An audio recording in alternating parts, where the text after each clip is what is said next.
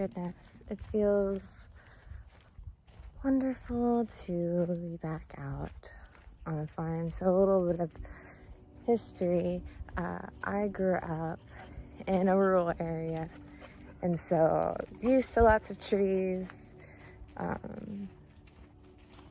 think when I was 19 or 20, I kept inching my way closer and closer to the closest city and spent a lot of time there. And my escape place was always the woods of some sort, whether I was going to the mountains or, going more central. I needed the trees. They were my healing space. And where I grew up, there was a lot of prejudice, because in these country areas in America, there's a lot of folks who don't get to see a lot of different demographics, right? And so I experienced a lot of animosity, energy, and prejudice, and so I very much connected with the trees, pine trees. I love pine trees so much.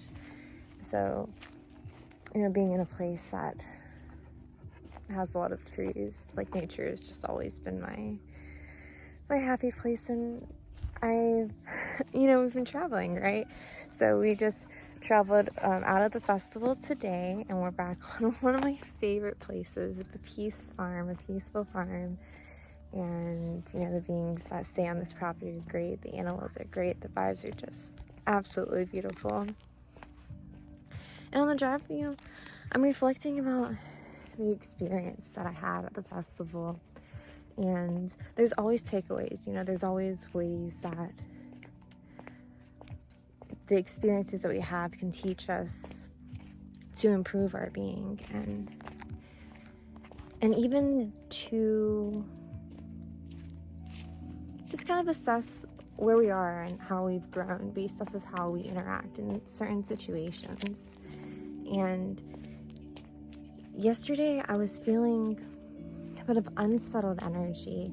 And yeah, there was some unsettled energy because of the collective and the lingering days, moments of the festival. There's all sorts of energies going on, and people are expressing. And when I teach these workshops, I'm teaching people how to channel this divine energy through their body and run it through and do the earth grounding and open their chakras and such. And we can cast protection over the space, but it's only, and the people, but it's only so strong as the beings that are there, right? And depending on the amount of work that we're doing on ourselves as well. And even when you are doing work on yourselves and you are channeling this divine light in, and you're becoming more and more of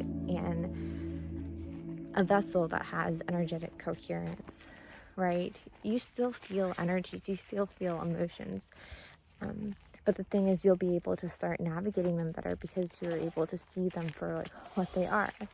And so, for instance, I've been doing this stuff for years now, and so I'm very much operating in my energy body, and emotions are energy and motion, okay? And so our bodies are telling us something. They're communicating with us through energy. So when we are able to really hone in on ourselves, we're able to dissect what's going on and analyze it from a point where our whole body is not taken over by how we're feeling. We just acknowledge okay, this is an uncomfortable feeling. Why am I feeling this way? What is this trying to tell me?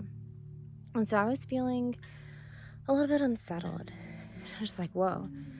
I normally have this really fluid thing, and so now I'm feeling this a little bit of unsettling energy, and I need to listen to that. I need to remove myself from the crowd and just listen. Okay, what is this energy? What is happening right now? And so what happened yesterday during nap time is I started crying, and I'm not going to go into the specifics of why I was crying just yet. These stories I can save for the future. But it was a release and it felt really good. And I used that information. I'm like, okay, I am sad because of this reason. And yes, it's that reason, but what is this telling me about myself? What is this telling me about like what I care about, what I want? And because I'm very much in the process of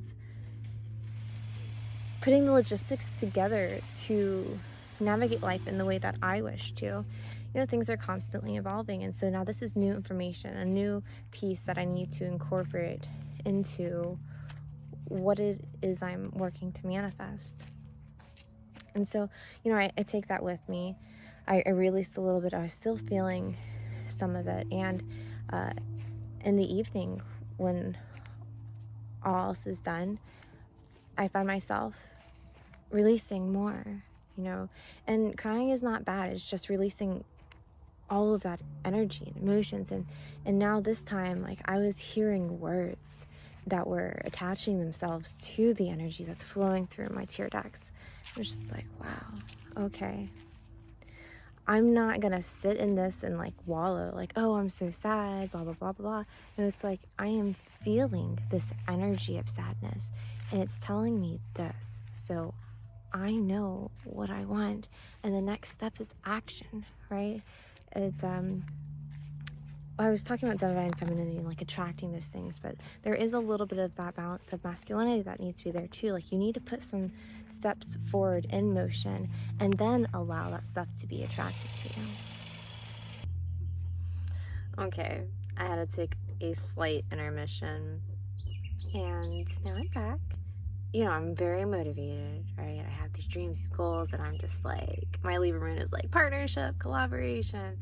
And so I saw something that from a distance, it looked like a good opportunity, like a decent opportunity. It wasn't like the best, but it was like, hey, it could grow into something.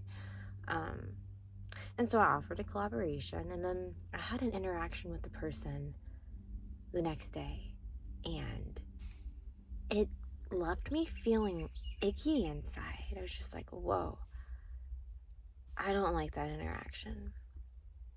And so then it made me think about it. It's like, do I really want to collaborate with somebody like this? Because I want somebody who's on my energetic level, right? Like we're on the same wavelength. And it on the surface level, like on paper, it could look good, but in reality, like it does not feel good. And that was saying a lot too. It's like, okay, I'm being more clear with what my intentions are for what I'm trying to manifest. I'm not just trying to manifest a thing that looks good on the surface level. I am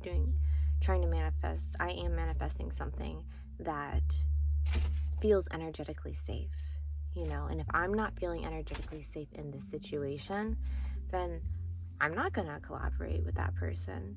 And that's the thing, like, you don't have to collaborate with you don't have to take the first opportunity that you see, because when you deny things, you're just giving the divine more information so it knows how to rearrange the universe to conspire in your favor for the things that are, source aligned and well-intentioned and all of these things. And so whenever you're having interactions and you're like feeling it inside, like listen to that. When they say like listen to your gut, go with your gut. Absolutely. Like your body is telling you something that you may not be able to pick up on right away with your intellectual, rational mind, right? But your body knows. Your body's like, I don't know. And the same goes with like relationships, whether it's like platonic, romantic, family, all of these different things. If something doesn't feel good, like doesn't sit well with you, like listen to that. What information is there? Like what is it trying to tell you? Also environments. Absolutely. Like this farm, total safe space. I feel that, and that's how I know. And there's some other environments I go in and I feel like a little bit anxious, and my anxiousness isn't obvious on the surface level, but I'm feeling like, okay, like my heart is racing a little bit, like, oh, I'm suddenly like holding like a little bit of tension in my abdomen. Like that's saying something. Like why is your body like seizing up and like trying to engage your adrenals, that fight or flight response, right? Like the tension is like, okay, getting ready to fight, to protect myself. And then the adrenaline, right? That's like, okay, are we gonna fight? Are we gonna flee? You know? And then there's the other thing, which is like freezing up. Like that can happen too if your nervous system is like super overwhelmed and your body just doesn't know what to do. So those are some ways to take into account when your body is trying to send you messages, right?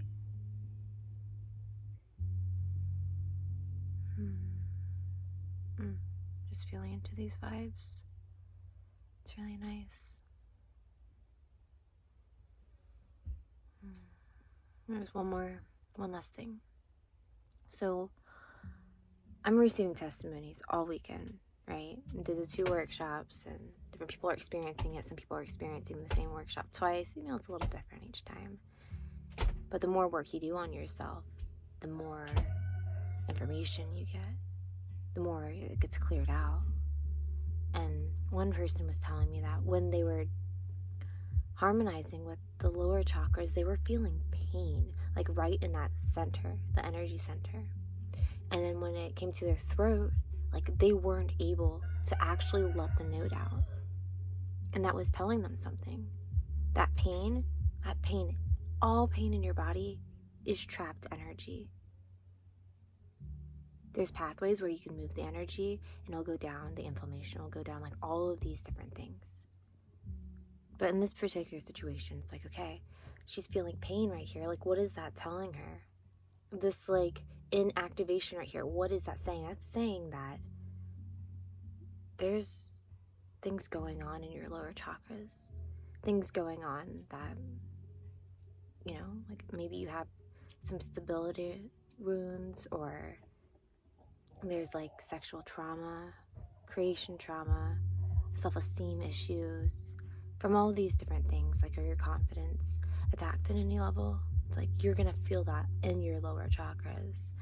And yeah, like sometimes they get stuck. So doing energy practices are really important. And I'm gonna post the first workshop that I did. I tried to record the second one twice. My phone had charge on it, but each time the video shut off. And this is not the first time I've had interference with technology and recording like really powerful things. But you'll get the first one, which gives you the gist. It shows you the teachings.